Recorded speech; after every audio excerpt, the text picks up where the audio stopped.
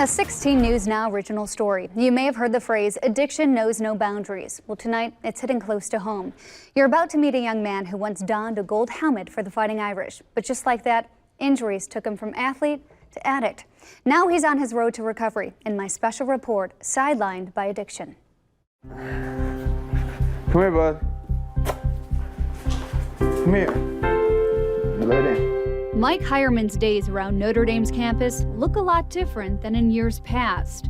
He's found a love for reading, his dog Hank, and most importantly, himself. I feel good, I feel happy, I feel proud, mainly because truly I don't think I've been this happy and healthy in my life. And I've learned so much on the way, mainly the most in these past couple of years. Growing up with two brothers and a father who played in the NBA, sports were always in the picture. And I kind of just played football in high school because my older brother played football in high school, you know. In 2013, Mike signed his letter of intent to join the Fighting Irish to play football at the University of Notre Dame. When I visited Notre Dame, it was just like, it was game over. Because of Coach Kelly and because the way I was treated in that regard, but also it's just such a special campus. It's just a special place. Sadly, his excitement on the gridiron was quickly derailed by a laundry list of injuries. I had been playing on a fracture in my right hip for north of a year. It had drained all the joint fluid over there. It was just bone on bone. Tore the labrum in my right hip, tore all the cartilage. From overcompensating in that year's time, it tore the labrum in my left hip, tore the cartilage in my left hip, and had caused me to completely tear my lower left core muscle from my pubic bone. Mike was put on medical scholarship. He flew out of state for bilateral hip and bilateral core surgery and was prescribed opioids. My mental state and my physical state, I was in a lot of pain with both. And it was like, I still remember being in that hotel and like after surgery and taking those the medications, and it was just kind of like all of that went out the window. It was like, you know, all my concerns about, oh, I'm no longer playing football, like I failed, and now, you know, I have school that I'm missing, and I already know I'm not going to finish well, and all that stuff just, it kind of goes out the window, and it numbs away those real life worries that, you know, make people people. And even as Mike's physical pain started to fade away, his psychological dependency on the drugs only grew stronger. The athlete was now an addict. It starts with painkillers, and then it's painkillers that you can get your hands on, and then it's really whatever you can get your hands on. So, yeah, I moved on, and at the time what was available to me was heroin. Mike pushed his sports-loving family away. It takes over. It becomes priority one in every aspect of your life. And yeah, it just slowly eats away at all the other aspects of your life. It was day to day on what was going to happen and whether I would even live to come out of that day. But his family never left his side. See how much I'm kind of lying to my family, and I'm just like literally fighting to get through a day.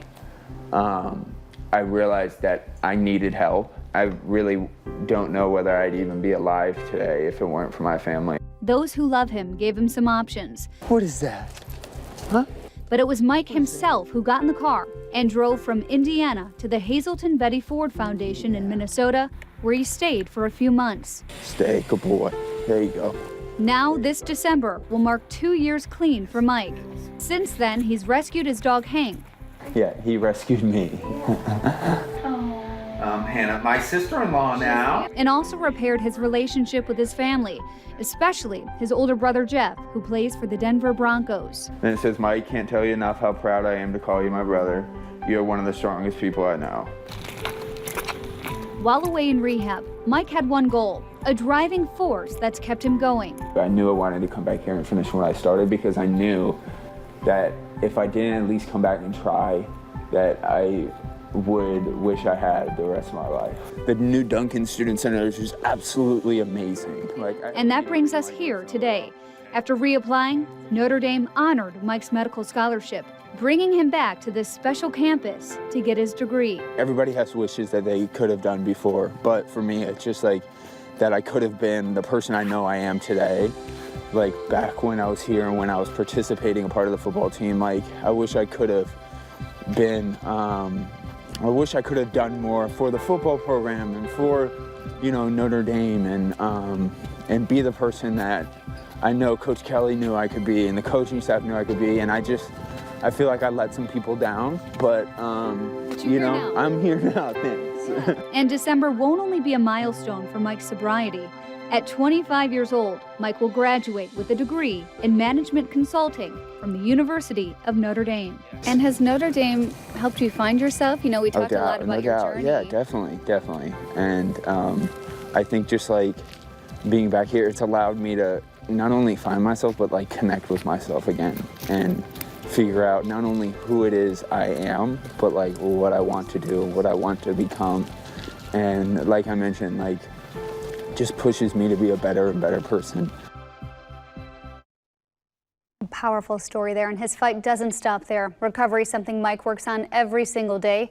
In fact, the chief medical officer at the Hazelton Betty Ford Foundation is explaining how the traditional 28-day treatment has changed when it comes to opioid addiction. And what we want now is people to stay engaged in outpatient care following residential treatment, or just start an outpatient. Sure. But we want long-term involvement, especially for opioid use disorders, because the craving lasts a long time. They need support for a long time. And a special thank you to Mike Hireman, who wanted to share his story to help others going through a similar fight. Wow. And he beat the odds, because most people with addiction problems end up losing. Absolutely. He's winning the battle. And let's hope he just stays strong. I know, and he's such a great guy, honestly. Don, our chief photographer here, and I don't have enough kind things to say about him. He's going places, that's for sure. Sounds great. All right, thanks.